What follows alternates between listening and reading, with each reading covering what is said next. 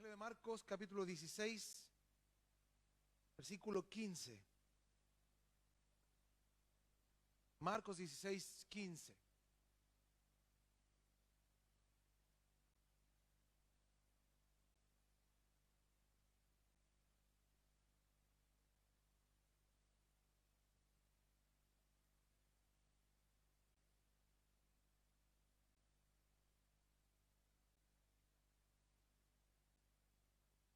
Y les dijo, ¿qué dice? Id por todo el mundo y predicad el evangelio. ¿A quiénes? A toda criatura. ¿Lo leemos todos? 1, 2, 3. Y les dijo, id por todo el mundo y predicad el evangelio a toda criatura. Hemos respondido a algunas preguntas que a veces nos hacemos respecto a la iglesia. ¿Por qué y para qué existe la iglesia? Respondimos a eso ya hace algunas semanas. Para adorar a Dios. Adoramos con los tiempos en que estamos acá y con mi vida en sí mismo. Y nos dimos cuenta que la adoración no es un tiempo solamente de cánticos, sino es una actitud de vida, es una conducta de adoración. Ayer hablábamos mucho eso con los hombres y veíamos un par de textos donde nos dice la Biblia que adorar a Dios, por ejemplo, es proveer a las necesidades del hogar. Dice la Biblia que el hombre que no provee a las necesidades del hogar ha negado la fe y es peor que un incrédulo. Si yo proveo a mi hogar y soy un hombre responsable, adoro a Dios porque glorifico a Dios con mi actitud bíblica. Entonces, la adoración ya no es simplemente un acto de cánticos dentro de la iglesia o un momento dentro de la liturgia de un culto, sino que la adoración es una conducta de vida. Saber quién es Dios y yo vivir para el Dios al que sirvo. Vimos que el propósito de la iglesia es cumplir con la edificación a través de la palabra de Dios y la disciplina bíblica. Entre nosotros nos edificamos al conocer a Dios y al servir a Dios y al exhortarnos de la palabra mutuamente, y también en los tiempos donde recibimos de la palabra de Dios a través de las predicaciones y enseñanzas. Pero además de eso, para complementar el propósito de la iglesia en general, debemos entender que Jesús dejó a la iglesia en medio del mundo para evangelizar al mundo. La Biblia dice que Dios nos dejó como luz en medio de tinieblas. Y para hacer este tipo de luz debemos de adorar a Dios en nuestras reuniones, con nuestra vida. Debemos de ser enseñados con la palabra de Dios. Debemos de exhortarnos mutuamente respecto a la palabra de Dios.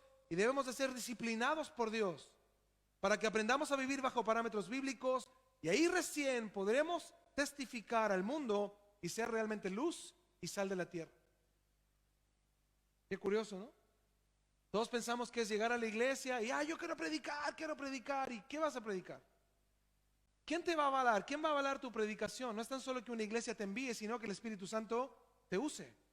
Fíjense que hoy vivimos bajo un tiempo donde la gente tiene una renuencia al evangelio como nunca antes. Pero también es bíblico lo que debemos de saber, que antes de que venga el Señor viviremos tiempos similares a los tiempos de Lot y a los tiempos de Noé. Noé predicó 120 años. 120 años se tardó en construir el arca. Y en esos 120 años dice la Biblia que él fue pregonero de justicia. Que él predicó que vendría un diluvio y que el Señor exterminaría todo incrédulo y que se acabarían todas las cosas que el mundo conocía en ese tiempo. Pero ya era extraño creer que iba a llover desde el cielo. Antes no caía agua del cielo. En los tiempos de Noé dice la Biblia que Dios enviaba un agua que venía desde la tierra, un rocío que regaba la tierra. Entonces nunca en la historia de la humanidad hasta ese entonces había llovido desde el cielo.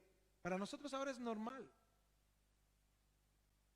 Y Noé predicó eso. Vendrá lluvia desde el cielo, inundará toda la tierra. Y estoy construyendo un arca para que los que crean en la salvación de Dios vengan y suban al arca y puedan salvarse. ¿Cuántos creyeron? Fíjese, de la población donde vivía Noé, ¿cuántos creyeron? Nadie. Noé subió al arca, ¿con quién? Con su familia. Pregonero de justicia, el evangelio de él fue certero. Predicó la verdad.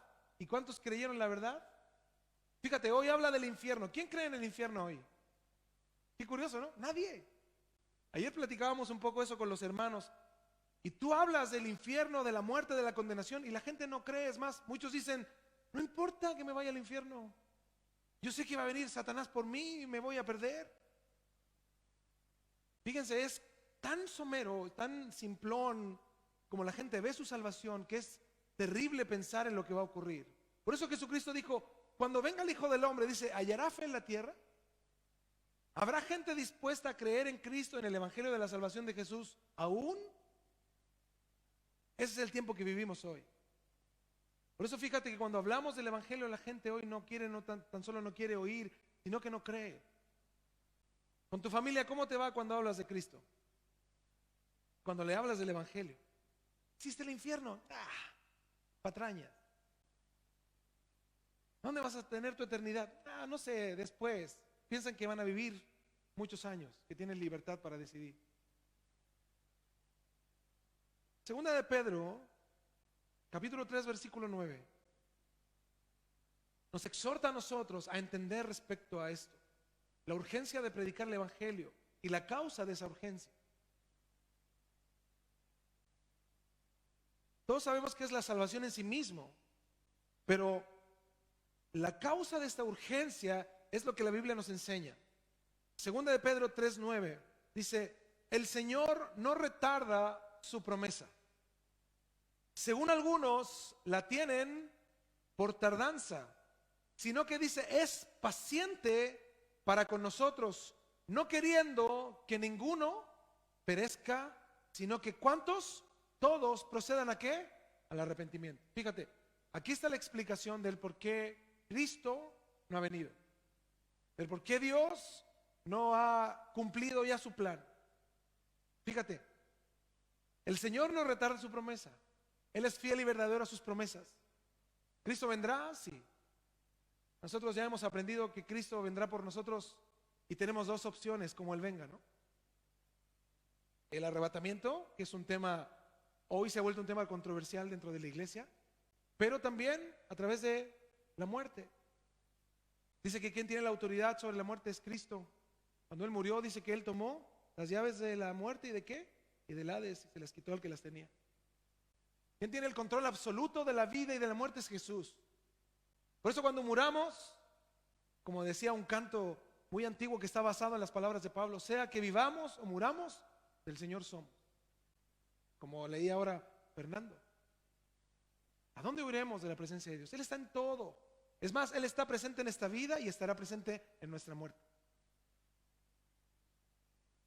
Fíjate que la gente considera que Cristo se ha retrasado, que las promesas de Dios se han retrasado, pero este texto explica por qué. Dice, el Señor no retarda su promesa, Él cumplirá su promesa. Según algunos, dice, la tienen por tardanza. Algunos hablan de eso. Yo ya no voy a la iglesia, ya Cristo ya no vino, Cristo ya no viene. Como dijo un predicador de jóvenes ahí una vez, dijo, Cristo ya no va a venir, hermanos, disfruten su vida.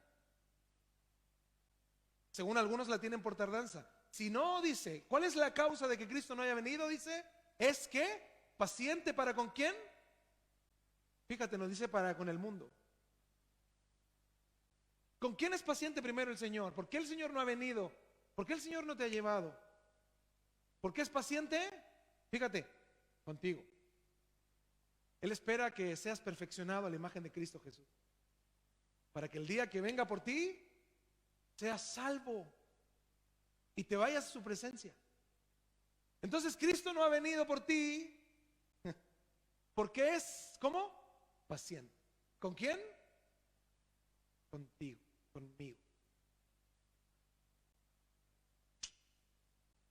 Dice, no queriendo que ninguno perezca, se pierda, porque morir todos, pero perecer o estar apartados de Dios, morir, en el original significa estar apartados de Dios, fuera de la presencia de Dios. Dice, sino que todos procedan, ¿al qué? Al arrepentimiento, absolutamente todos. Dios quiere que todo el mundo sea salvo, eso está en el corazón de Dios. Dios creó al hombre y a la mujer para que se fueran salvos, para que se arrepintieran y se volvieran a Dios. Entonces es por esto que nosotros, los creyentes, debemos de tomar como responsabilidad llevar y promover el evangelio. ¿Qué dice Juan 3:16? Todos lo sabemos. Dice, porque de tal manera amó Dios al mundo, amó de una manera tan incomprensible. Dice que dio a su Hijo unigénito. ¿Con qué objetivo? Para que todo aquel que por el Hijo crea, dice, no se pierda, sino que tenga. O sea, Dios envió a su Hijo al mundo, a la humanidad. Dios envió a Jesús. La luz del mundo vino a los hombres. Pero la Biblia también dice dice en Juan 3:19, que la luz vino al mundo y los hombres amaron más las tinieblas que la luz. ¿Por qué? Porque sus obras eran malas. Es impresionante ese texto, cómo nos muestra el mismo Juan 3. El 16 nos habla del plan de Dios y el 19 nos habla del por qué el hombre no quiere nada de Dios, teniendo la salvación a mano, teniendo la oportunidad de ser salvos. Es más, el texto comienza diciendo el 19, y esta es la condenación. O sea, ¿por qué el hombre se pierde? ¿Por qué el ser humano se pierde sin Cristo? La luz vino al mundo y los hombres amaron más, ¿qué dice? Las tinieblas que la luz. ¿Por qué? Porque sus obras eran malas. El Señor entonces puso a su iglesia en medio de un mundo que ama más las tinieblas que la luz, que ama más hacer obras malas que buenas, o que considera la salvación de Dios como una alternativa de vida para predicar y pregonar el verdadero evangelio. A pesar de que el mundo estaba en tinieblas, Cristo descendió y dijo en Juan 8:12, yo soy la luz del mundo. El que me sigue no andará en tinieblas, sino que tendrá la luz de la vida. Este texto dice, el que me sigue, el que pone por obra mis palabras, mi palabra, no tendrá que andar en oscuridad, porque tendrá la luz que lleva a la vida eterna. Tendrá el camino iluminado para llegar a la presencia de Dios. Ahora, todos tenemos que predicar, sin duda. Eso está claro. Hay que pregonar el evangelio. Sin embargo, en este propósito que Dios diseñó para la iglesia, de llevar el evangelio, dice la Biblia, a toda criatura, de alguna manera se han incorporado ciertos conceptos desequilibrados y algunos totalmente errados de cómo entregar el evangelio. Yéndonos a la historia, a fines del siglo XIX, principios del siglo XX, para que usted entienda, entre el 1870 y el 1920, en Estados Unidos surgió un avivamiento tan grande que se comenzó a predicar el evangelio y el arrepentimiento era tan masivo, había tanta hambre de Cristo en esa época y era tal la necesidad que la gente no cabía en las iglesias. ¿Saben lo que hacían? Hacían los cultos en las calles. En las calles. Entonces, como se dieron cuenta que las iglesias no daban abasto, consideraron hacer una iglesia de algún modo itinerante, ir a distintos lugares, predicar el evangelio, y como sabían que la iglesia no iba a dar abasto, preparaban un lugar en la calle para que llegara la gente y se llenaba. Las conversiones eran tan reales y tan grande era la conversión en cuanto a cantidad, que estos cultos itinerantes se volvieron una costumbre en la iglesia. Y luego llegó alguien y le puso un nombre: campaña evangelística. Y hoy en día toda actividad evangelística se conoce como campaña. Qué curioso, ¿no? Pasó de ser una necesidad de la iglesia, una campaña masiva de evangelismo, a ser un dogma de la iglesia.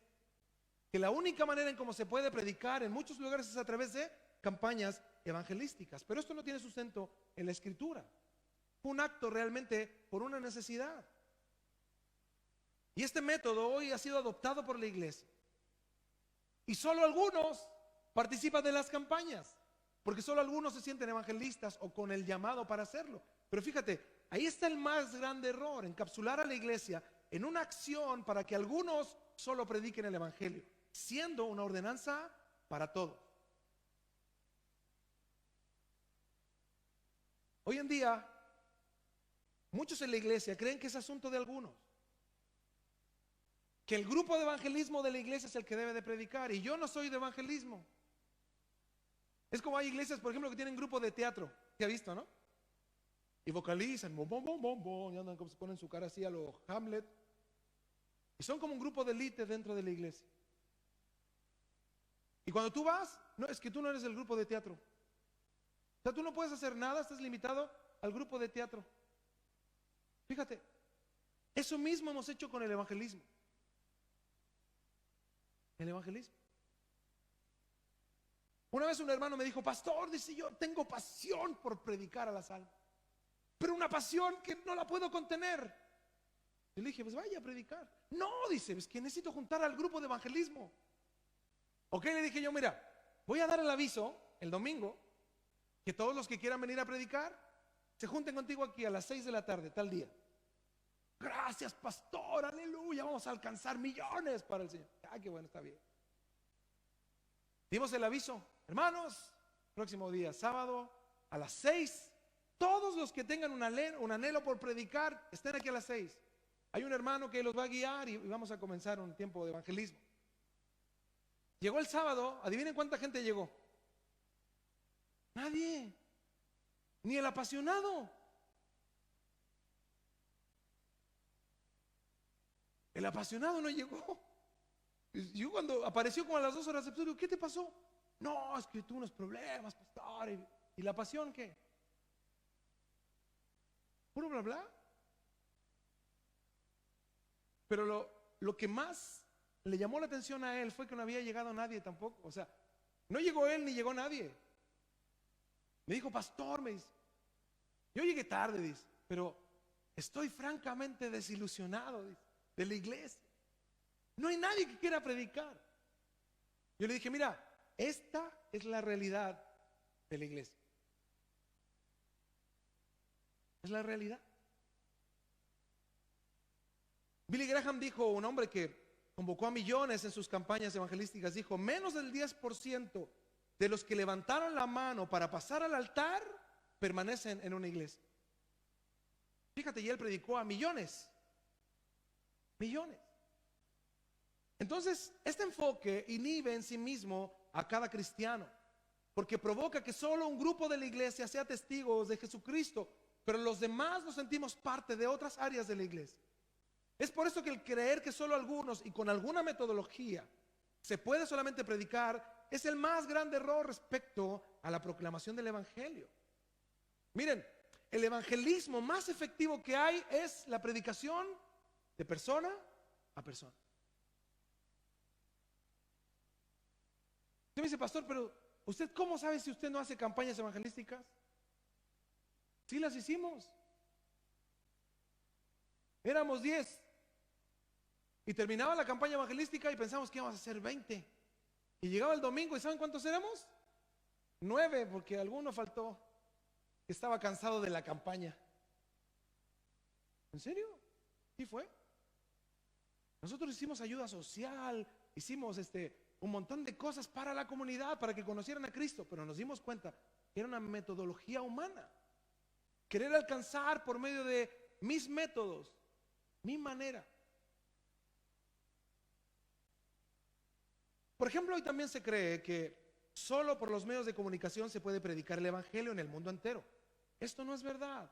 Fíjense, hoy muchos pastores tienen programas radiales no por predicar el evangelio, sino por llenar sus iglesias. El anhelo de una iglesia de tener un programa radial o de salir en televisión y hoy tener canales incluso en alta definición es para llenar sus iglesias. No es predicar el evangelio. Porque si fuera a predicar el evangelio, yo, miren, pago un espacio y no doy aviso de mi iglesia, solo dejo una prédica ahí. ¿Eso es predicar el evangelio o no? Pero bajito, ahí usted puede visitarnos los días tanto, con el obispo tanto, el apóstol tanto. Quieren llenar sus iglesias.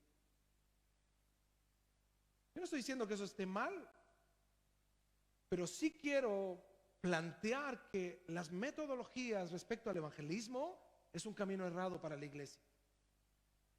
Fíjense, la iglesia primitiva, después del Pentecostés, se volvió una iglesia de miles de personas. La gente venía de todos los lugares y la gente ahí mismo proclamaban el evangelio a todo el mundo. Fue tan extremista esto de predicar el evangelio que se cree que Tomás, los que muchos llaman el incrédulo, el apóstol, llevó el evangelio a China. Y no tenía WhatsApp, ni Facebook, ni YouTube. Es más, no tenía imprenta ni siquiera para hacer volantes. Él fue caminando y Dios lo llevó hasta a China. Imagínense, qué impresionante saber que Cristo, al dar una encomienda, los apóstoles tomaron esta encomienda, la traspasaron a la iglesia y lo entendieron. Caminando y por donde iban, predicaban y pregonaban el evangelio en medio de la persecución. Hay muchas iglesias que tienen medios de comunicación para poder predicar, constantemente solicitan dinero a sus congregantes. ¿Para qué? Para solventar o sostener los gastos de evangelización. Y prometen prosperidad a quienes den. Qué triste es entender que solo hay medios para evangelizar, o solo maneras. Hay un ejemplo más que les quiero dar. Se cree que teniendo senadores y diputados cristianos que generen leyes en favor de Dios, provocarán que los corazones de la población se vuelvan a Dios si ellos legislan a favor de los derechos cristianos para hacer una nación para Cristo. Es más, dicen Chile para Cristo. Y la iglesia dice amén. ¿Eso es un mal sentir? No, pero es el camino equivocado. La Biblia dice que la política y la iglesia no tienen unidad. Es imposible. Es más, la Biblia nos ministra de que los tiempos cada día empeorarán. Hace 11 años, cuando nosotros recién llegamos, hablábamos de un montón de leyes que hoy ya se aprobaron, como la ley de aborto, como la ley del matrimonio homosexual, la adopción homoparental y las leyes de género que están fuertes ahora. Imagínense. Empeorarán las cosas. Imagínate meter un cristiano ahí en medio. Te va a corromper. Te va a corromper, porque mira, un verdadero cristiano no se va a entrometer ahí, porque él sabe que es una lucha inútil. Nosotros tenemos que proclamar el evangelio de Jesús y estamos frontalmente contra las leyes porque estamos a favor de la palabra de Dios, pero eso no nos hace luchadores como los hombres en el tiempo de Jesús que esperaban que Jesús fuera un libertador político. Las leyes no cambiarán el corazón de las personas. Las personas no se convertirán a Cristo por medio de leyes. Dice la Biblia que el único medio por el cual las personas pueden conocer a Jesucristo es por medio de la palabra de Dios. No hay otro medio. No existe otro. La fe, dice la Biblia, viene por el oír. ¿Y el oír qué? Por la palabra de Dios. Las personas se convierten al evangelio por medio de la exhortación correcta de la palabra. Hechos 1:8 es un texto que hemos estudiado muchas veces y quiero recordarles el costo por el cual Jesús les dijo que ellos debían de pagar para poder predicar el evangelio. Hay un costo completo.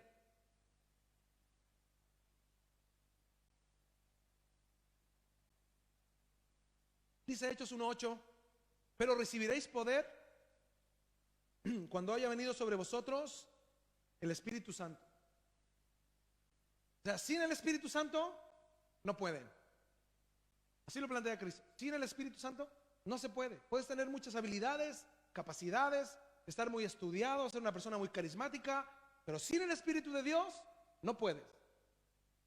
Por eso el verdadero creyente depende ¿de quién? Del Espíritu de Dios. Pero recibiréis poder cuando haya venido sobre vosotros el Espíritu Santo y me seréis testigos en Jerusalén, la región cercana, su comuna, en toda Judea, en la municipalidad, en Samaria, la región, dice, ya hasta lo último de la tierra. Fíjate, cuando venga el Espíritu Santo en ustedes y estén llenos del Espíritu Santo, ustedes podrán testificar de adentro hacia afuera, de Jerusalén hacia el mundo. Ahora, nosotros consideramos este texto a nivel somero porque no entendemos lo profundo del texto. Dice, y me seréis testigos. Esa palabra testigos en el griego es martureo, que significa mártir. En otras palabras, Jesús les dijo, ustedes serán llenos del Espíritu Santo para ser mártires por la causa de la predicación de mi palabra. Wow, eso lo cambia todo. Cuando tú sabes que pregonar el Evangelio de Jesús y de hacerlo depende de tu vida, ¿estás dispuesto a hacerlo? ¿Por qué Jesús fue tan claro? Para nosotros testigos es predicador, o para algunos es cristiano, creyente, pero Cristo dijo mártir. Le dijo a la iglesia primitiva, cada uno de ustedes recibirán por medio del Espíritu Santo la capacidad para poder ofrendar su vida por el Evangelio. Los primeros 300 años de la iglesia cristiana, se ve como miles y miles de cristianos ofrendaron sus vidas. En el Coliseo romano, ya saben ustedes, comidos por fieras. En las calles de Roma, amarrados con pieles de animales, los tiraban a los perros salvajes y hacían apuestas con las vidas de ellos. Les dislocaban el cuerpo, les quitaban, los desmembraban, los atravesaban con lanzas, prendían los jardines de Nerón con los cristianos como antorchas. Se burlaban de ellos respecto al bautismo, les ataban piedras al cuello, los tiraban al mar por predicar el Evangelio. Y ahora nosotros pensamos en eso y arrugamos hasta así. ¡Ay! Porque hoy nosotros vivimos bajo una convicción tan simplona del Evangelio. Fíjate, Cristo fue absolutamente honesto. No les dijo a nada medias tintas. Les dijo, si ustedes me siguen a mí, morirán por mi causa. Morirán por mi causa. Y esos primeros 300 años de la iglesia era tan pura, por eso vemos a hombres y mujeres llenos del Espíritu Santo, con tremendas convicciones del Evangelio. Si hacemos una comparación hoy entre los cristianos de hoy y los de la iglesia primitiva, hay una enorme diferencia. Hoy los cristianos pensamos que hacemos mérito por asistir a la iglesia. Creemos que ya nos tenemos un puntito. Vino a la iglesia, el Señor está ahí. Presente, puntito. Con 300 puntitos llegas al cielo. ¡Qué error! Hoy se vive un evangelio light, cristianos livianos. Hoy los cristianos son débiles, flojos, ignorantes, cómodos, tacaños, sensibles no a Dios, sino a sus deseos y caprichos. Por cualquier cosa se apartan de Dios, del evangelio, y atribuyen la responsabilidad de que ellos se aparten a cualquier cosa. Dejan a Cristo de lado por cualquier cosa. Se ha dejado de enfatizar el evangelio del poder de Dios. Se ha dejado de lado la enseñanza de la Biblia. Y hoy los cristianos, si viniera una persecución similar a la primera iglesia, yo les puedo asegurar que las iglesias sobrarían los espacios.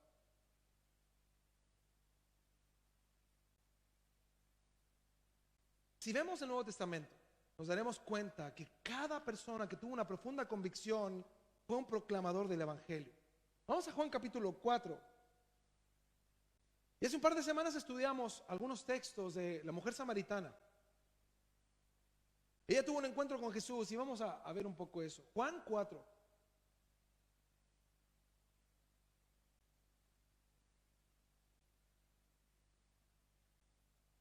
Dice el versículo 3. Salió de Judea Jesús y se fue otra vez a Galilea. Y le era necesario pasar por Samaria. Nosotros sabemos que entre Judea y Galilea había una ciudad intermedia y hemos estudiado otras veces de que los judíos no pasaban por Samaria. El camino más corto era por Samaria, por en medio. Y llegaban muy rápidamente a Galilea o a Judea. Pero ellos preferían darse una vuelta muy larga para no mezclarse con los samaritanos. Porque ya sabemos que los samaritanos eran descendientes de Abraham también, de otras tribus que se habían mezclado con amonitas, moabitas, con cananitas, con todas las naciones que Dios dijo que no se mezclaran. Entonces para los judíos los samaritanos eran inmundos. Entonces ni siquiera pisaban sus tierras. ¿Qué hacían ellos? Se iban bordeando. Pero Jesús dice, a mí y para mí es necesario pasar por Samaria. ¿Se imaginan la cara de los apóstoles o de los que le seguían? ¿Por qué? Y ahí ya la embarró Jesús. Samaria. Nos vamos a ir a ensuciar ahí, a contaminar, Señor. No nos has purificado. ¿Qué vamos a hacer ahí en Samaria? Es necesario irme por Samaria. Tengo que hacer algo ahí en Samaria. 5. Vino pues a una ciudad de Samaria llamada Sicar, junto a la heredad de Jacob, a la heredad, perdón, que Jacob dio a su hijo José, y estaba allí el pozo de Jacob. Entonces Jesús, fíjense, 100% hombre, ¿qué dice que pasó? Cansado del camino, se sentó así, junto al pozo. Era como la hora sexta, la tarde. Vino una mujer de Samaria a sacar agua y Jesús le dijo, dame de beber. Eso es, para nosotros es muy fácil, ¿no? Señora, ¿me da agüita? Algo así. Yo me acuerdo cuando jugábamos a la pelota, antes los chamacos éramos más simplones, ¿no? Terminábamos de jugar y había un vecino barriendo y ahí nos decíamos, vecino, ¿me da agüita? Tomamos agua de la manguera. Oye, a los muchachos hay que tenerles su Gatorade. O si no se sienten mal, les da un vaído así, ay, con agua. Jesús les dice, dame de beber. Fíjate, no es una pregunta, es una afirmación. Dame de beber. Pero Jesús aprovechó lo que el texto 8 explica, pues sus discípulos habían ido a la ciudad a comprar de comer. Estaba Jesús ahí solo. La mujer samaritana le dijo, ¿cómo tú siendo judío? Fíjense, todo lo que yo les expliqué al principio, que ellos no se hablaban, no se juntaban. ¿Cómo tú siendo judío me pides a mí de beber, que soy mujer samaritana? Ahí convergían dos cosas. Primero, que era mujer, y segundo, que era de Samaria. Porque judíos y samaritanos, dice, no se tratan, o sea, no se llevan ni bien. Respondió Jesús y le dijo, si conocieras el don de Dios, el regalo de Dios, y quién es el que te dice, dame de beber, tú le pedirías y él te daría agua viva.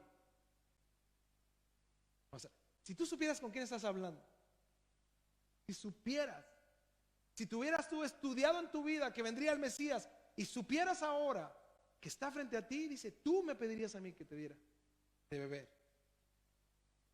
La mujer le dijo, Señor, no tienes con qué sacarla y el pozo es hondo. ¿De dónde pues tienes el agua viva? Qué triste es cuando tú hablas algo espiritual y te responden con algo súper carnal.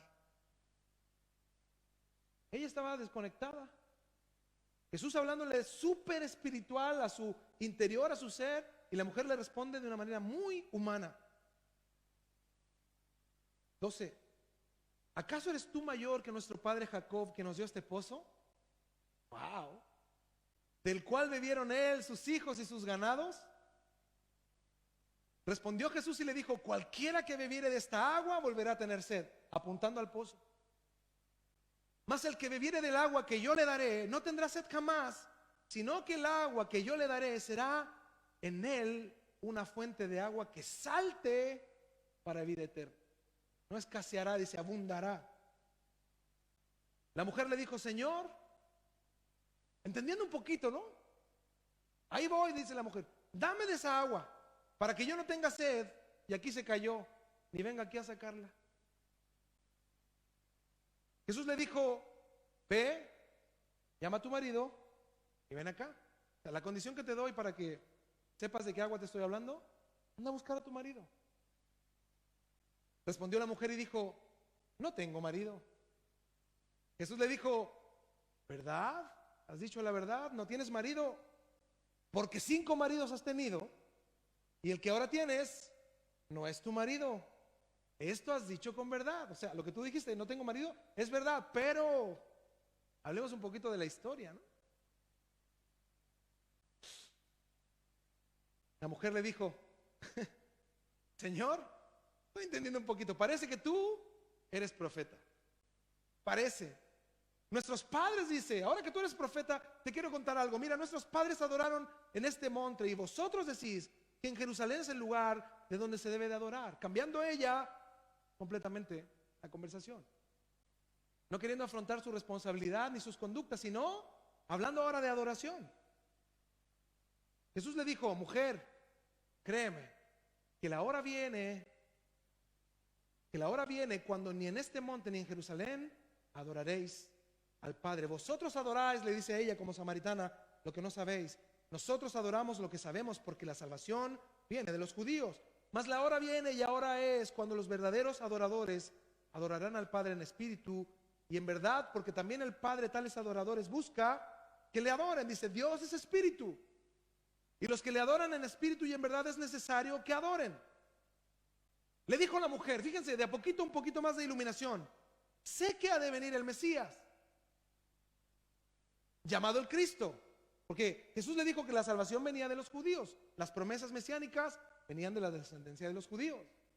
Sé que ha de venir el Mesías, llamado el Cristo. Cuando Él venga, nos declarará todas las cosas. Fíjense, ¿ella sabía del Mesías? Sí. ¿Conocía las profecías mesiánicas? Sí. Y sabía que cuando estuviera el Mesías, se cumpliría la palabra de Dios. Ellos tendrían oportunidad de ser salvos. Le dijo la mujer en el 25: sé que ha de venir el Mesías, llamado el Cristo. Cuando Él venga, nos declarará todas las cosas. Jesús le dijo: wow, ¿se imaginan esto? Yo soy. Wow, a mí hasta me da cosa. Ella esperando al Mesías, dice: yo sé del Mesías, yo sé que la salvación viene de los judíos, eso no lo discuto. Yo lo tengo claro, dice. Y cuando Él venga, dice, nos va a decir todo y va a hablar con nosotros, nos va a dar salvación, nos va a mostrar el camino, nos va a libertar. Yo soy el que habla contigo. Wow. Y fíjense Jesús, qué oportuno. 27. En esto vinieron sus discípulos y se maravillaron de que hablara con una mujer. ¿Cómo se rebaja Jesús? Hablar con una mujer y samaritana. Eso es digno de aplauso, decía. De que Jesús hable con una mujer así. Sin embargo, ninguno le dijo: ¿qué hablabas con ella? ¿Qué te dijo? Solo se maravillaron de lo que hacían. 28. Entonces la mujer, fíjense, aquí nos damos cuenta si entendió o no. Dejó su cántaro. ¿A qué había ido la mujer al pozo? Y mira la pregunta que les voy a hacer: ¿encontró el agua de la vida? ¿Qué hizo con el agua natural? Ya no le importó. ¿Qué hizo con el cántaro? Ay, hasta la sed se me quitó. Ahora sé quién es, con quién estoy hablando. No me puedo callar. Dejó su cántaro, se olvidó del agua, se olvidó de esa necesidad primaria del hombre. Y dice: y fue a la ciudad y dijo a los hombres: venid, ved, hay un hombre que me ha dicho todo cuanto he hecho. ¿No será este el Cristo? Fíjate, ¿en la ciudad conocían del Cristo? Sí, sabían muy bien. Entonces salieron de la ciudad los hombres que la escucharon y vinieron a él. Versículo 39. Y muchos de los samaritanos de aquella ciudad, ponga atención, creyeron en él. ¿Por qué? Por la palabra de la mujer, que daba testimonio diciendo: me dijo todo lo que he hecho. Entonces vinieron los samaritanos a él y le rogaron que se quedase con ellos, y se quedó allí. ¿Cuánto? Fíjense, los discípulos querían pasar nada más por Samaria. ¿Qué vamos a hacer aquí? Nos vamos a quedar 2 días. ¿Qué? ¿Dónde voy a dormir? ¿En la cama de un samaritano? Quedo en la calle de Samaritano. Se quedó allí 2 días. 41. Y creyeron muchos más. Fíjese, y aquí hace la distinción: por la palabra de él. Muchos creyeron por la palabra de ¿quién? De ella. Y ahora muchos creyeron por la palabra de ¿quién? De él. Y decían a la mujer: fíjese, ya no creemos en el Cristo o en el Mesías o en Jesús el Cristo solamente por tu dicho, porque nosotros mismos hemos ido y sabemos, esta frase es grandiosa, que verdaderamente este es el Salvador del mundo, el Cristo. ¿Qué fue lo que hizo la samaritana? Al encontrarse con Cristo, lo único que hizo fue proclamar a Cristo. No hizo más que eso. No hizo una campaña evangelística, no mandó a imprimir flyers, ¿No convocó a los evangelistas de la iglesia? Lo que hizo ella fue motivada por el Espíritu Santo en su ser. ¿Qué hizo ella? Proclamó el evangelio. Ahora, ¿quién salva? Yo proclamo el evangelio. ¿Y quién llama? ¿Soy yo? ¿Soy yo? Yo solo cumplo mi parte. Fíjense, ella cumplió su parte. Ahí está el Cristo. Habló conmigo. ¿Y cómo sabes que es el Cristo? Porque me dijo todo. Me habló todo lo que sabemos. Las profecías mesiánicas las cumple todas. Además me habló de mi vida, me contó el por qué está aquí, el propósito. Él es el Cristo. Sin duda, a través de mi análisis personal, de lo que yo sé, yo puedo decir que Jesús es el Cristo. Y ellos fueron a corroborar esa información. ¿Y cuál fue la deducción? Él es el Salvador del mundo, el Cristo.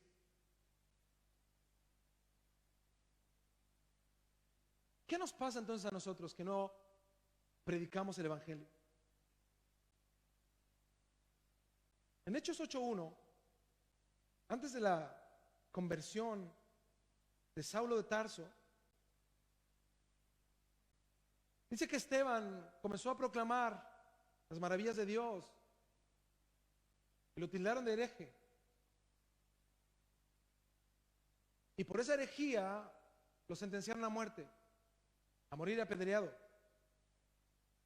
Y dice Hechos 8:1, y Saulo, Pablo, el que luego es Pablo, consentía en su muerte, en la muerte de Esteban.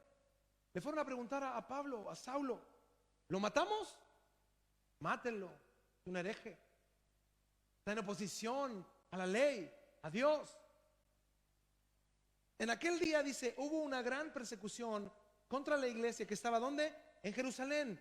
Y todos, fíjese, no dice algunos, dice, todos fueron esparcidos por las tierras de Judea, ¿y dónde más? Y de Samaria, salvo los apóstoles. Todos bien cómodos en Jerusalén. ¿Y qué hizo Dios? Mandó una persecución para que fueran esparcidos todos. Esta persecución duró 300 años. Los cristianos estaban en Jerusalén.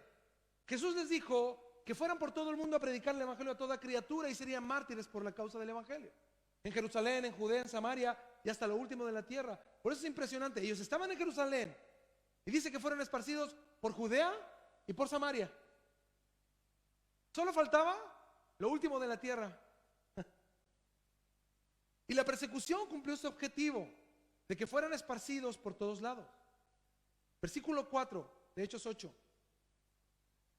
Pero los que fueron esparcidos iban por todas partes llorando su tragedia. Ay, nos están persiguiendo. ¿Por qué a mí, Señor? Yo era el más devoto del apóstol Pedro y me persiguen. ¿Por qué a mí, Señor? ¿Por qué tengo persecución yo? Se iban quejando. ¿Qué dice el texto? Los que fueron esparcidos iban por todas partes, ¿haciendo qué? Anunciando el evangelio. Wow. Wow. Fíjate, ellos estaban siendo perseguidos. Podrían haberse quejado como nosotros, ¿no? Cualquier cosa nos quejamos. Ellos iban pregonando y anunciando la salvación de Dios por medio de Jesús. Donde fueran, ellos iban predicando el evangelio. Entonces, la única manera que la Biblia y Dios establece que el mundo y nosotros podemos conocer de Cristo es por medio de la predicación del evangelio.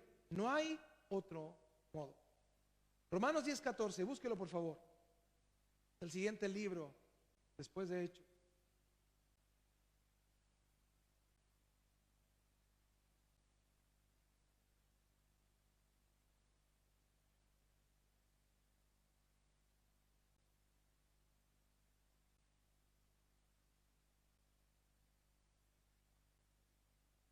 ¿Cómo pues invocarán a aquel en el cual no han creído? Romanos 10:14. ¿Y cómo creerán en aquel de quien no han oído? ¿Y cómo oirán sin haber quien les predique? ¿Y cómo predicarán si no fueren enviados? Como está escrito, cuán hermosos son los pies de los que anuncian la paz, de los que anuncian buenas nuevas. Pablo hablando en el año 65 respecto a los que en medio de la persecución estaban dispuestos a pagar el precio, pero asimismo dándonos a nosotros una directriz de predicar el evangelio. ¿Cómo pues invocarán a aquel en el cual no han creído? ¿Y cómo pues creerán en aquel de quien no han oído? ¿Y cómo oirán sin haber quien les predique? El 15 de la Biblia, el lenguaje sencillo, dice: ¿y cómo hablarán de Jesucristo si Dios no los envía? Como dice la Biblia, qué hermoso es ver llegar a los que traen buenas noticias. En este texto Pablo exhorta el hecho de hablar el evangelio, predicar la palabra de Dios por medio del conocimiento de la misma, por medio del anhelo personal de buscar de Dios, que genera la necesidad de hablar de Cristo. Porque fíjate, si tú no predicas el evangelio, no tienes la necesidad de hacerlo. Pero ¿has pensado en la necesidad que tiene tu familia de Dios? Si hablamos del infierno, ¿has pensado que tu familia se está perdiendo? Ay, pastor, esa es la verdad. ¿Sabes por qué en ti no nace la pasión por predicarle a los perdidos de tu familia? Porque no conoces a Dios. Dices que lo conoces, pero no lo conoces. Porque si lo conocieras, serías monotemático con ellos. El único tema del que hablaría sería tu preocupación de su salvación. ¿Has pensado en eso? Tu familia tiene necesidades, el barrio donde vives, el trabajo. Los que están más cerca de ti se están perdiendo. ¿Qué estás haciendo tú? No, yo voy a la iglesia de sana doctrina. No la vives. ¿De qué te sirve? ¿Qué vas a hacer cuando venga Cristo? Ahí vas a estar en el velorio llorando. Ahora están vivos. Hazlo ahora. Ocupa todos los medios. No, pastor, es que mi familia vive allá en Punta Arenas. Háblales. Hay maneras. Hay maneras. Pero nuestra pasión por Cristo es tan liviana, nuestra pasión por el evangelio es tan liviana, que no tenemos este sentir, esta manera de vernos tan presionados con que los que amamos se están perdiendo.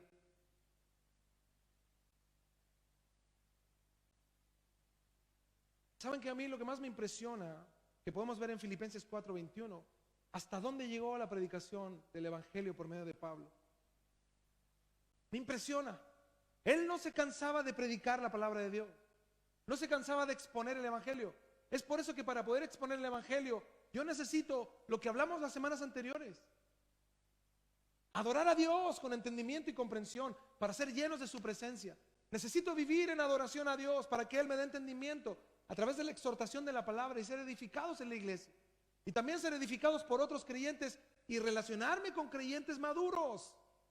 Que si yo tengo una duda o yo tengo algo, algún sentir, un pensar, ellos me puedan enseñar y me apoyen, me exhorten también. Y a través de la disciplina bíblica que se ejerce en la iglesia, que me permite crecer y madurar. ¿Para qué? Para yo estar presto, prevenido y ferviente en la predicación del evangelio. Fíjate lo que dice Filipenses 4:21. Saludad a todos los santos en Cristo Jesús. Los hermanos que están conmigo os saludan. Todos los santos os saludan. Y especialmente, fíjense esto, los de la casa de ¿quién? Oye, te manda saludos. La gente que trabaja con el presidente les manda a saludar. Ahí estamos predicando.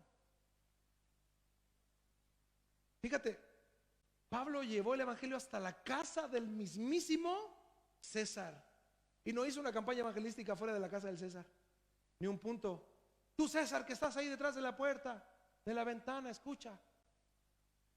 ¿No?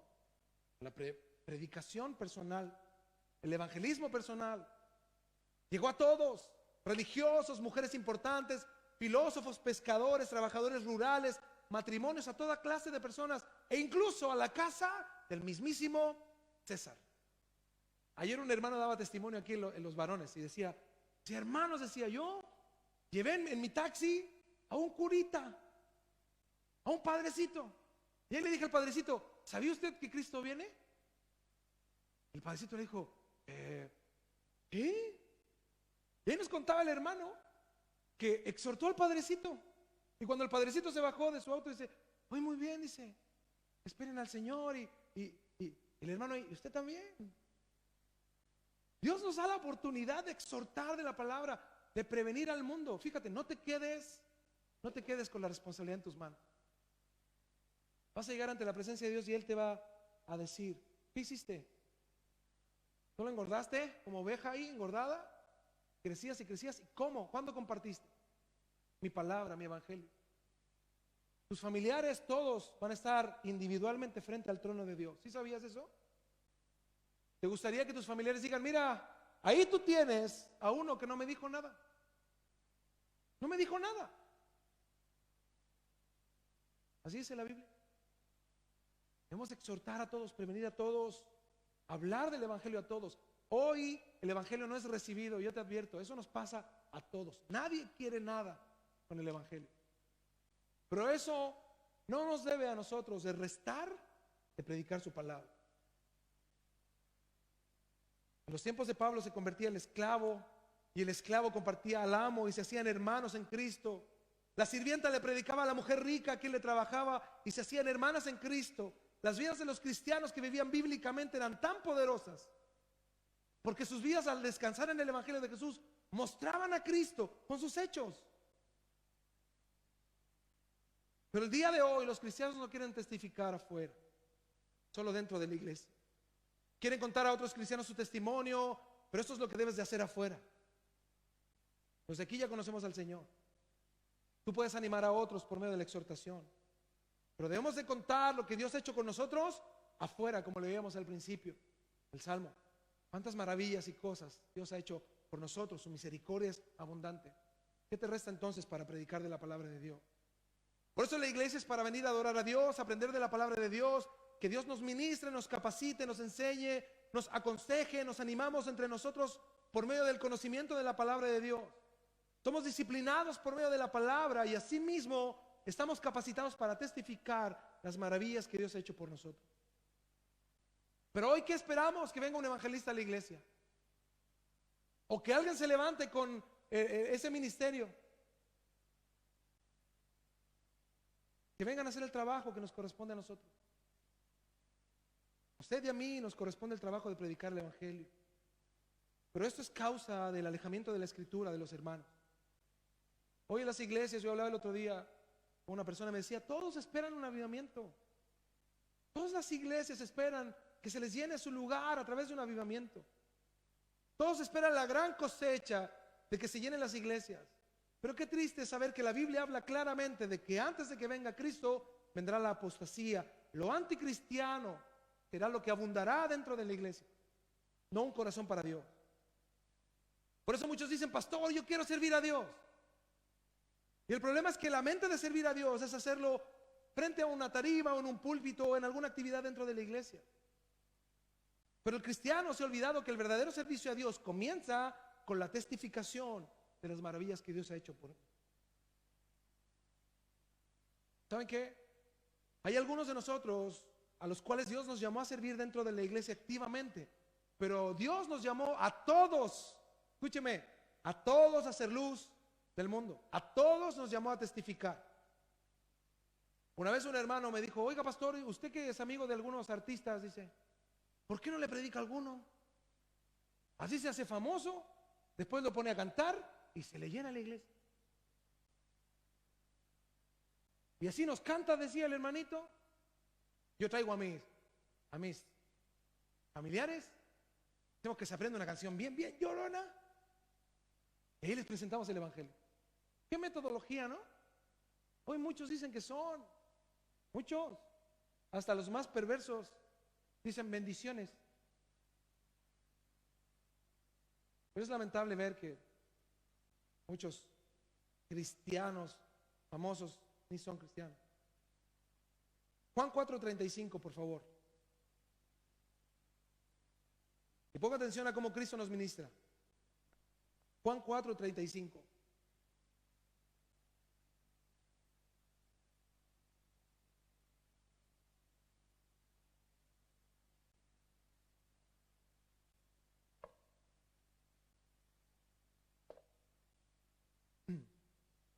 Fíjate cómo la Biblia nos exhorta a cómo el hombre mira Las cosas de Dios a nivel natural. Dice Juan 4:35, ¿no decís vosotros, aún faltan 4 meses para que llegue la siega? O sea, ellos iban al campo y miraban y decían, no, falta mucho. Todavía está chiquitito la plantita. No hay que cosechar. Iban otra vez, no, todavía faltan 4 meses para cosechar. Así que podemos estar tranquilos, esperar para cosechar.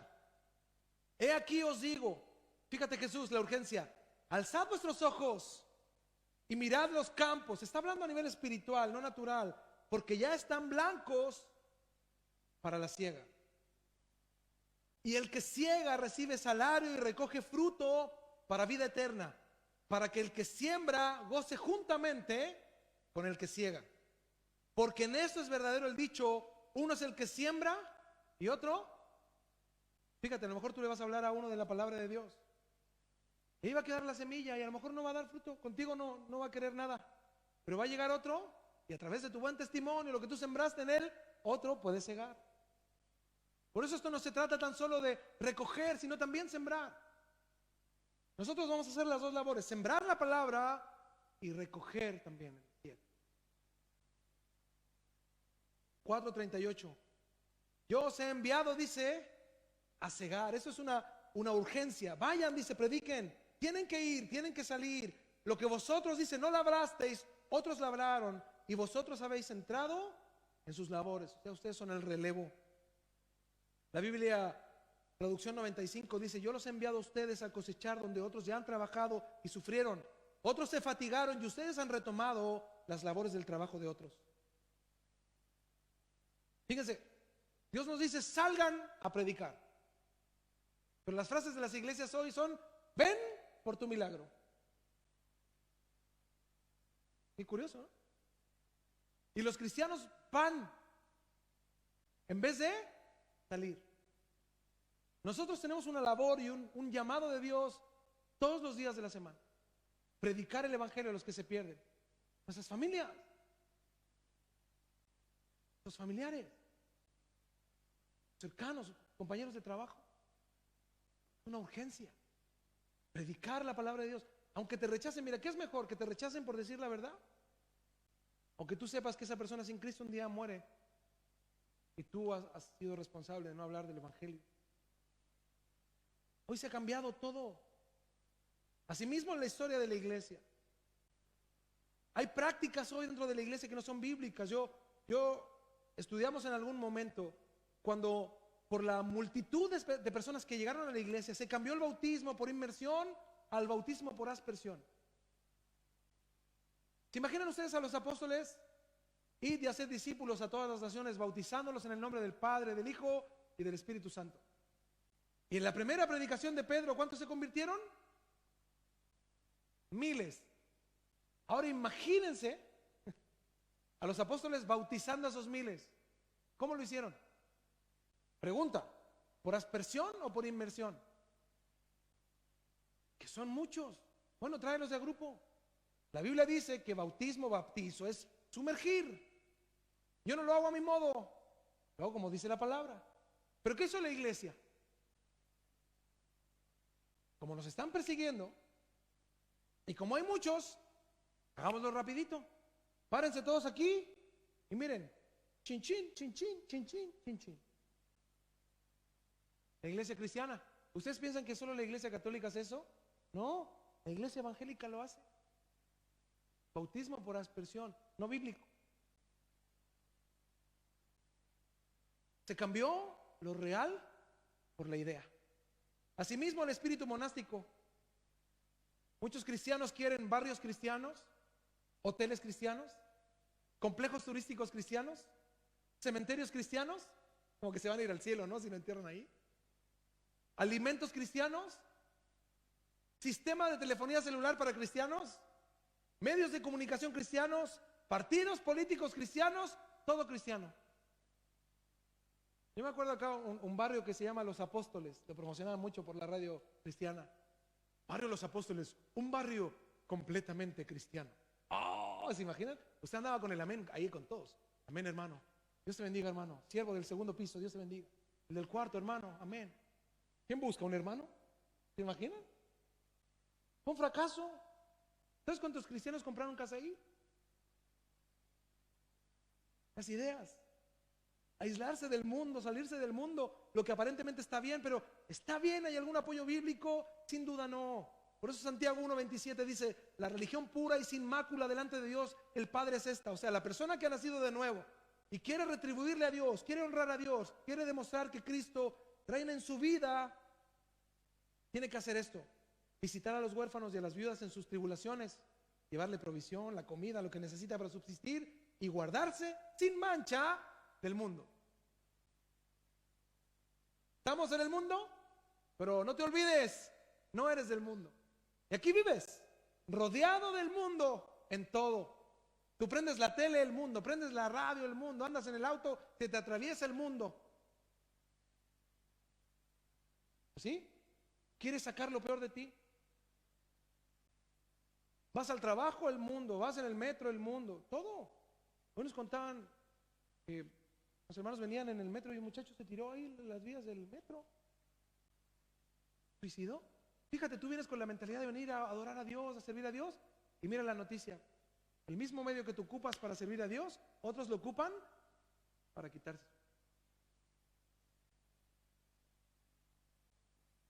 Jesús sabía muy bien de esto, y en Juan 17:15 Jesús ora al Padre de la manera tan certera que los apóstoles escucharon y lo transmitieron. El apóstol Juan transmitió la oración de Jesús de manera textual, y dice Juan 17:15, no ruego que los quites del mundo, sino que los guardes del mal. No son del mundo, como tampoco yo soy del mundo. Santifícalos en tu verdad, tu palabra es verdad. Como tú me enviaste al mundo, así yo los he enviado. ¿Dónde dice? Al mundo. ¡Wow! Y por ellos yo me santifico a mí mismo, para que también ellos sean santificados en la verdad. Dice, mas no ruego solamente por estos, los discípulos, sino también por los que han de creer en mí por la palabra de ellos, o sea, nosotros. Y no faltó la iglesia que malentendió esto en 1 Corintios 5:9. Ustedes están en el mundo, pero no lo son. Ah, somos del mundo, qué bueno. Me gusta el mundo. Amo a los del mundo, así dice la Biblia, los tengo que amar. Os he escrito por carta, dice 1 Corintios 5:9, que no os juntéis con los fornicarios.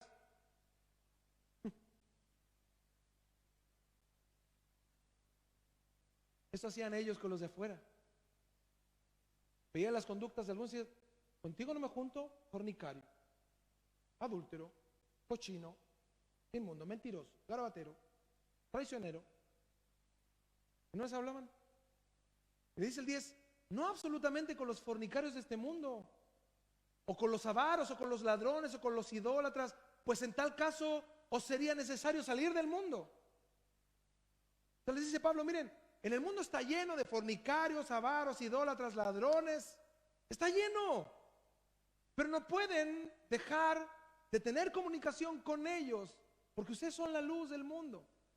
Dice, más bien os escribí, ajustando esto, que no os juntéis con ninguno, dice, que llamándose hermano, fuere fornicario, o avaro, o idólatra, o maldiciente, o borracho, o ladrón. Con el tal, ni aún comáis. Fíjate, nosotros lo hacemos al revés. Nos aislamos de los que necesitan luz y compartimos con los que llevan una vida inmoral adentro. Ay, pastor, un compañero mío de trabajo fuma. Uf, parece chimenea. No le hablo, pastor, ni lo miro. Ahí va la chimenea caminante. ¿Pero qué dirías tú si yo te dijera que aquí hay hermanos que fuman? Algunos de ustedes fuman. Nosotros compartimos con ustedes, pero nos aislamos de los del mundo. Incongruente, ¿no? Tú aquí recibes palabra para que ya dejes tus vicios, ya, hermano. Farmaqueia es una de las obras de la carne, que tiene relación con todo lo que es vicio, es algo que tú no puedes controlar, que te controla a ti. Pero fíjate, a los del mundo los miramos feo, y a los de la iglesia los toleramos. Es que el amor de Dios, fíjate lo que dice la Biblia habla al revés. Habla que con los de la iglesia seas estricto, y a los del mundo predícales la palabra. Wow, no me miren feo, a lo mejor fuman más de los que yo pienso. Hermanos, en el mundo te rodeas con mentirosos, ¿sí o no? Todos son mentirosos. Pero en la iglesia también aquí hay. Hay algunos que son bien mentirosos. Bien mentirosos. Pero fíjate, la palabra ya les ministra. La Biblia dice, ningún mentiroso entrará al reino de Dios. Si tú eres mentiroso, mira, hay un lugar en el infierno que tiene un letrero en la entrada. Mentirosos, dice, entre y no salga. Pero aquí en la iglesia toleramos a los mentirosos y a los de afuera los señalamos. Fíjate, los que estamos adentro y somos mentirosos somos tratados por la palabra de Dios. Si tú sabes que alguien es mentiroso, la Biblia dice que hay maneras, a través de la disciplina bíblica, cómo debes de tratar con la mentira.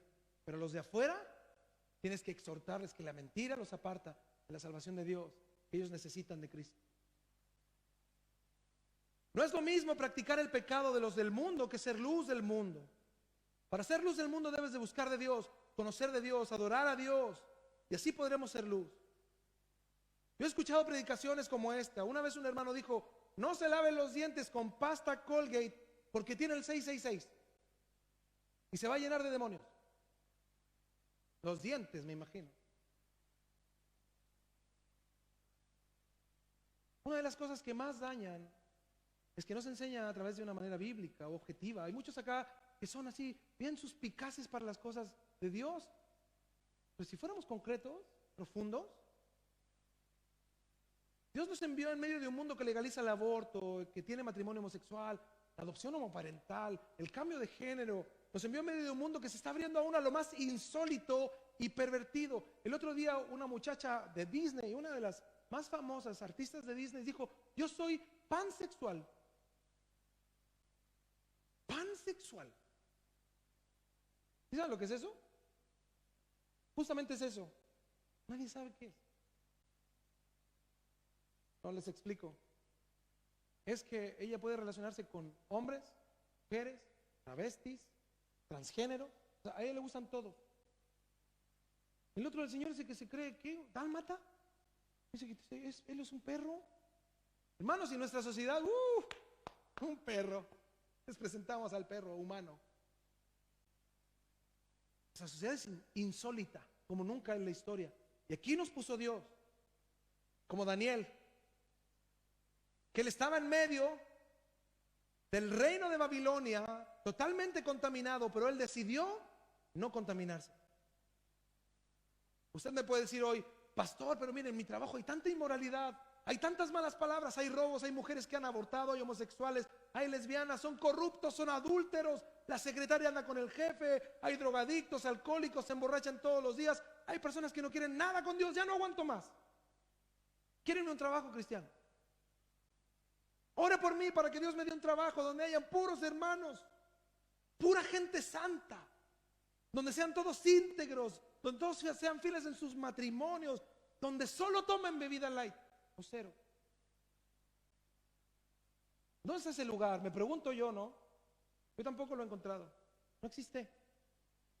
Entonces el único lugar donde solo habrá gente santa, moral y llena de Dios, ¿sabes dónde va a ser? En el cielo. Así que si quieres, oramos para que te vayas derechito al cielo. Ahí no vas a oír chistes contra Jesús, ni burlas contra Jesús. No hay malas palabras, no hay inmoralidad, no hay mentira, no hay engaño. Por eso debemos de partir entendiendo la necesidad del mundo de la evangelización. Para eso Dios te trajo hoy, para que entiendas que el mundo necesita urgentemente que tú, mira, no yo, tú, pues yo también tengo que hacerlo, pero tú proclames el evangelio de Jesús. Tú y yo debemos de proclamar el evangelio de Jesús. Y la manera más correcta de hacerlo es persona a persona, quien Dios te ponga en el camino. Nunca dudemos, hermanos, de predicar la palabra de Dios. Dios quiere manifestarse en nuestras vidas, avalar nuestras conductas. El esfuerzo que ponemos en buscar de Dios, Él quiere que lo veamos reflejado en que otros conozcan el evangelio. Tenemos una gran responsabilidad. Mira, no algunos, todos. absolutamente todos. Mira, tú a lo mejor tienes un jefe al cual admiras o quieres. ¿En verdad lo quieres? Te va a ir al infierno. Siembra la semilla de la palabra de Dios. Hay gente que ha sido buena contigo, siembra la semilla de la palabra de Dios. Tu mamá, tu papá, tus hermanos, siembra la semilla. Es que no me escuchan, siembra la semilla. A lo mejor otros recogerán y segarán lo que tú siembras. Pero hazlo, hagámoslo. Mira, y mi afán, mi anhelo no es llenar ese lugar. No, mira, esto el Señor lo llena. ¿Sabes cuál es mi anhelo? Que Dios nos halle a nosotros siervos fieles, que tomamos la encomienda de predicar la palabra de Dios y que otros conozcan de la palabra de Dios y sean salvos. Que tú los veas también buscando de Dios. Imagínate qué anhelo más hermoso es que nuestras familias conozcan de Dios, la gente que conocemos, y asimismo las personas que Dios nos pone en el camino. No sé cuántos estamos dispuestos a eso. ¿Les digo algo? Esta no es una convocatoria. Yo hoy no quiero convocar aquí a un grupo de evangelismo en la iglesia. No, hermanos, no se equivoquen. Esto es una responsabilidad. Y mira, el hecho de que yo hoy te haga responsable, como lo hemos hecho años antes, hablando respecto al tema, significa que ahora yo ya no soy responsable de decirles a ustedes. Ahora ustedes son responsables de predicar el evangelio. Aquí no tenemos grupo de evangelismo. Aquí todos somos evangelistas. Aquí no tenemos algunos que prediquen. Acá todos debemos de hacerlo, de pregonar el evangelio. Por eso dice Mateo 28:19, por tanto, id, todos dice, no algunos, id y haced discípulos a todas las naciones. O sea, en medio del mundo encontrarás rechazo a mi palabra. En medio de las naciones donde estés, donde el barrio donde te desenvuelves, tu trabajo, incluso tu familia. Pero encontraremos gente que rechaza el evangelio, pero asimismo gente que acepta oír la palabra de Dios.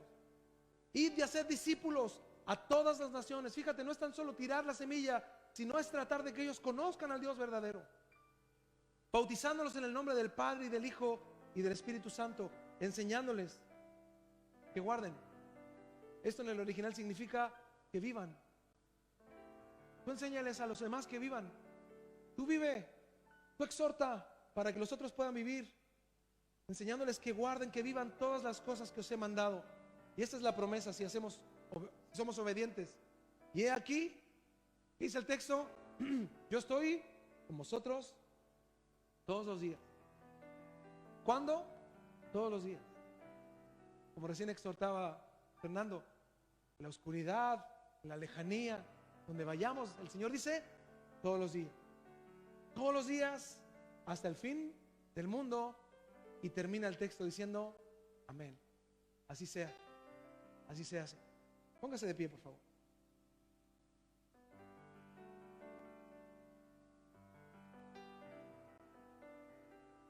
Yo le invito a que cierre sus ojos en su lugar y en verdad todos somos hoy responsables y podemos decir que no hemos predicado la palabra. Con toda honestidad podemos decir, Señor, hemos dejado de hacerlo. Al ver el rechazo, al ver la oposición, al sentirnos vulnerables, incluso a veces por nuestra ignorancia, hemos dejado de hacerlo. Perdónanos, Señor. Pero gracias por tu palabra que nos anima a predicar, a llevar tu evangelio a otros. Y a los que les hemos predicado a seguir siendo un buen ejemplo también. Porque eso también edifica a los creyentes que nos conocen desde nuestro trabajo, en nuestra vida cotidiana, en nuestro hogar. Ayúdanos, Señor. Por favor, ayúdanos. Y perdónanos, Señor. Perdónanos por no dar tiempo, Señor, para dar a conocer tu palabra. Yo te invito a mi hermano que ores al Señor. Habla ahí en tu lugar. Habla ahí al Señor en tu lugar. Dile lo que tengas que decir, que tu voz escuche. Y dile, Señor, perdóname. No he predicado, no he hecho lo que tengo que hacer. Me he dedicado a trabajar, me he dedicado a salir adelante, a juntar dinero. He cambiado mis prioridades, Señor. Perdóname, Jesús. Y ayúdame, fortaléceme, dile al Señor, en medio del rechazo, en medio de la oposición, en medio de la burla, a mantenerme firme en hablar tu palabra.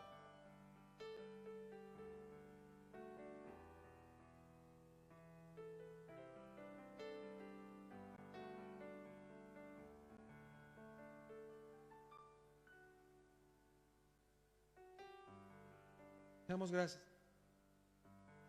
Te damos gracias. Tú eres bueno. Tú nos permites a nosotros, Señor, ser hombres y mujeres útiles para tu obra.